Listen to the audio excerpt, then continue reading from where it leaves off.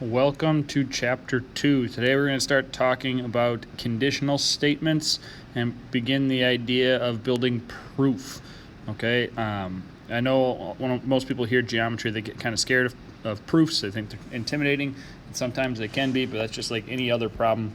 The more you practice it, the easier it's going to get. So we're going to start with some basic logic and reasoning, and we'll build from there. So we're going to start with hypothesis and conclusion. I'm going to start with saying we're going to like sentences to be in the form of if hypothesis, then conclusion. So in science, your hypothesis is basically your guess, and then your conclusion is you come to an understanding based off of a test that you do. It's not very different than in math. So a hypothesis is always going to come first in math, and it's basically we're saying if this scenario happens, what is going to happen? Okay, so I'm just going to, for hypothesis, write comes first, an if-then statement, okay, and we want it to be true.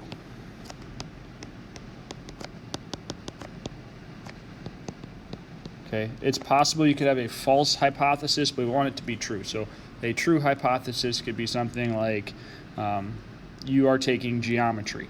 That would be a true hypothesis. A false hypothesis would be this class is Algebra 1. That is a false hypothesis. Okay, then the conclusion is what happens after the fact, after the hypothesis. Always is true if the hypothesis is true.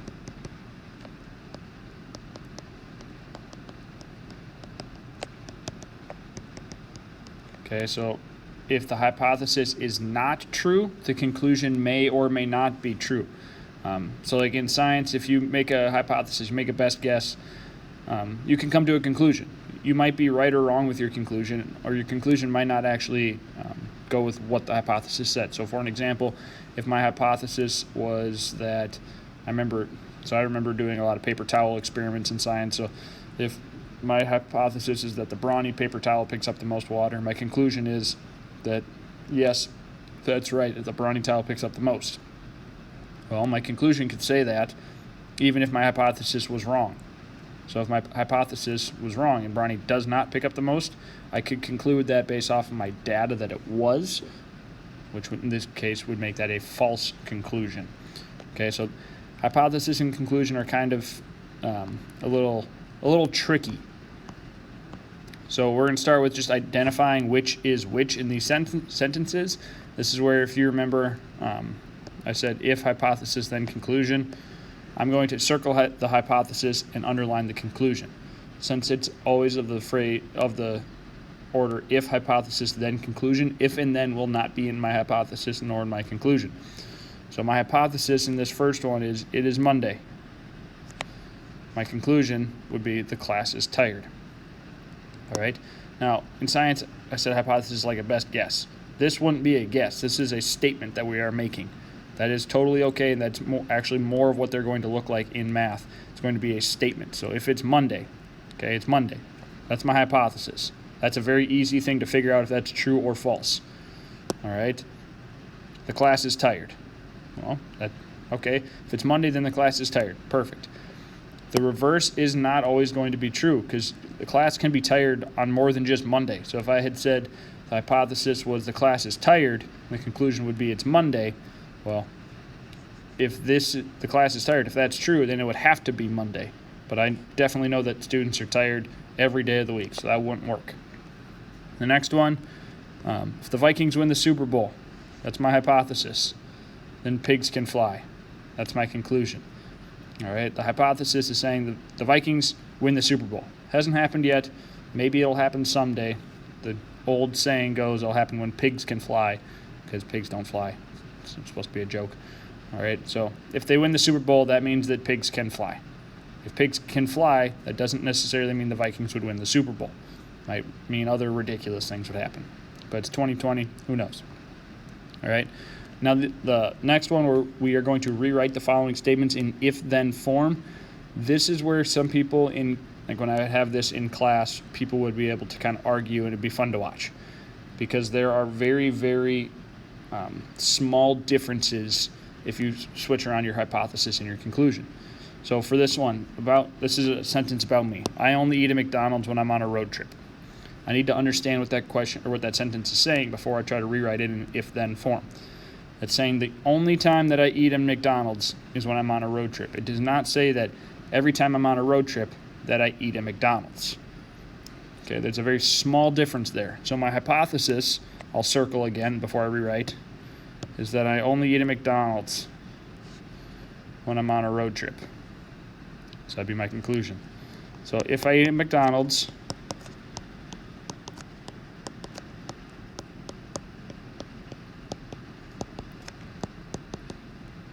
then I'm on a road trip.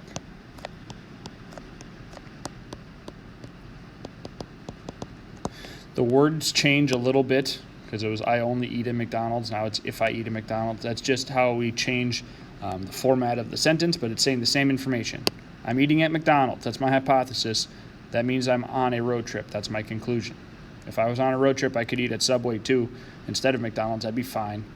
That wouldn't change this. If I had said if I'm on a road trip, then I'm at McDonald's, then I eat at McDonald's, then that'd be the only place I'd be allowed to eat. All right.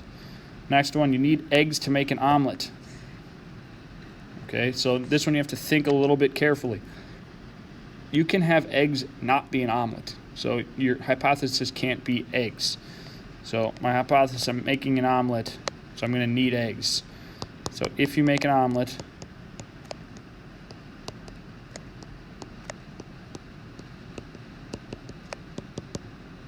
then you need eggs. Okay, it can't be the other way around, because if you have eggs, you can make scrambled eggs, you can make eggs Benedict, you can make eggs over easy, you can make all sorts of different eggs that are not omelets. So if you're making an omelet, that's true, then you definitely need eggs. Okay, you can't make an omelet without eggs. Next few problems are a couple of basic logic and reasoning type questions. So for all of these, and I'm going to say this, I don't even know how many times throughout the school year, but in math, if there are words, you got to read them. They're very important. Sometimes you got to read them 2 or 3 times to make sure you fully understand what they're saying. So Mr. Tukalki walks his dog Ranger before breakfast on school days, but after breakfast on non-school days. If it's Friday today, when will he walk Ranger tomorrow? So I need to first think about all of the different things that are important here. So school days and non-school days is how we're trying to determine if I'm going to walk Ranger before or after breakfast. All right. Now, this question's worded very specifically so that I can tell for sure if the next day is going to be a school day or a not school day. Okay, because on Fridays, sometimes we have school, sometimes we don't, depending on holidays and such. But I'm asking about tomorrow. So tomorrow is going to be a Saturday, and we never have school on a Saturday. So since tomorrow is a non-school day, I can say Mr. Tukalki will walk Ranger after breakfast tomorrow. If this had said today was Wednesday, when will he walk Ranger tomorrow? Okay, we would have to know which Wednesday. If it's a Thursday we have school, I'd walk him before breakfast. If it's a Thursday where we don't have school, we would have after breakfast. So there's sometimes where you have to kind of read and piece together the information in the question to fully be able to answer it. All right, and this next one I think is a little bit easier. All cats have tails. If we see an animal with a tail, what can we say about the animal? The only thing we can say is that it might be a cat.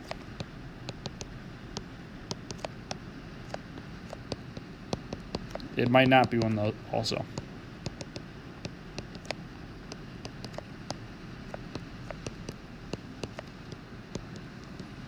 Okay, it may or may not be a cat because there are plenty of other animals that have tails. All right. So next we're going to do algebraic proof. This is literally going to be nothing new. It's just going to be writing down what you did. Okay, this is a type of problem that everybody here should be able to solve from your Algebra 1 class. And all we're going to do is show that do all of our steps, and write what we did. Okay, so the first thing I got to do is I need to evaluate that piece. So that becomes x squared plus, I'm going to jump right to plus 4x plus 4. Okay, if you don't remember how I got that, remember it's x plus 2, first times first, outside times outside, inside times inside, and last times last. All I'm going to write is that I FOILed. Off to the side here. Okay, now I'm showing that this is true, so I'm not going to cross that equal sign at all. So I'm going to work on just the left side. On the left side, what I'm going to do next is I'm going to combine my like terms. So that's going to give me 4x minus 2 equals 4x minus 2. And what I did was combine like terms. I'm done. That's the entire problem. All right. All you're doing when you show proof is writing what you did. Okay. There's nothing really that's new. These terms you can write a little bit differently. I could have, instead of writing FOILed, I could have wrote distribute. Okay, that's going to be interchangeable with FOILed because technically what you're doing here is the distributive property. And combining like terms, you could also say simplify because you're just simplifying that side. Okay, but that's the entire proof. That's what proofs are. Okay, so now we're going to determine measurement of angle ABC, so this angle right here, if measurement of angle ABD, which is going to be this big angle, equals 130 degrees, show all steps and give a reason for each step. All right, so first thing I'm going to do is I'm going to set up measurement of angle ABC, it's supposed to be an angle symbol, plus measurement of angle CBD equals the measurement of angle ABD. Okay. I didn't write this in a great spot, so I'm going to have to write it over here. My reason for that is my angle addition postulate, which we'll abbreviate with the angle symbol, add, post. This is a step that most of you have not written. Most people don't write, but we need to get in the habit of showing every single step. Okay, so I show all steps. So the next thing I do is I plug in the stuff that I know. So I know that angle ABC has a measurement of 12x plus 9. Measurement of angle CBD is 13x minus 4. And measurement of angle ABD equals 130. And what I just did was I substituted numbers in. I just replaced this angle measurement with the thing that it equals. Okay, and now it's just my basic solving steps, and I write down what I'm doing. So I have 12x plus 13x, that's 25x, and then 9 minus 4 is 5, is 130. So all I did there was I simplified. All right, next thing I would have 25x equals 125. What I did is I subtracted 5 there from both sides, so I just write that I subtracted. Okay? Now the next thing I'm going to do is I'm going to divide both sides by 25. So I've got x equals, 125 divided by 5, divided by 25 is 5. And what I did is I divided. Okay? Now I'm not quite done because I'm supposed to find that measurement right there. I figured out what x is, and I know that the measurement of angle ABC is equal to 12 times x plus 9.